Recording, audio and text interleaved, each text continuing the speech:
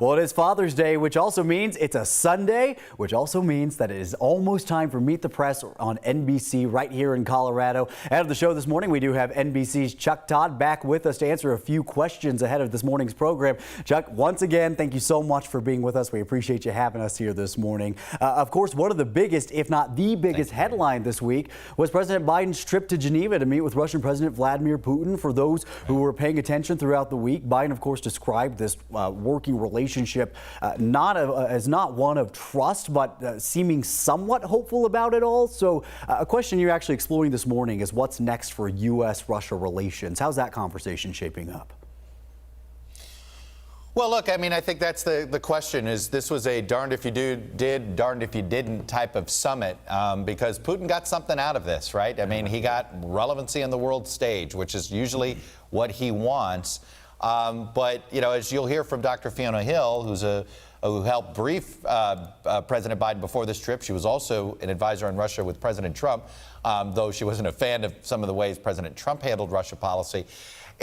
Look, this is the #2 nuclear warhead nation after the United States. So there is sort of some business you have to deal with them if you're gonna sort of have some security around the world.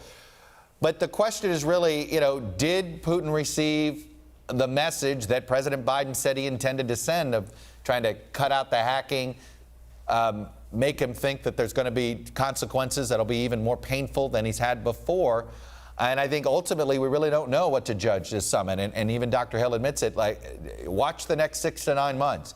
Is Putin really trying to engage the world, or does he test Biden again to see if and try to, quote, call Biden's bluff if he thinks Biden's bluffing? And I think ultimately we won't know for about a year whether this summit was a good idea or not. Yeah, we'll have to kind of just wait and see on that one. Want to get to a totally different topic now, but a really exciting note for you guys. The panelists on your show this morning going to be in person for the first time in more than a year. The reason I have to ask this and bring this up is because this is actually a really big deal, because it's yet another sign that we are making progress when it comes to the COVID-19 here in the U.S. How are you feeling this morning? Did the show just kind of have a different vibe for y'all this morning?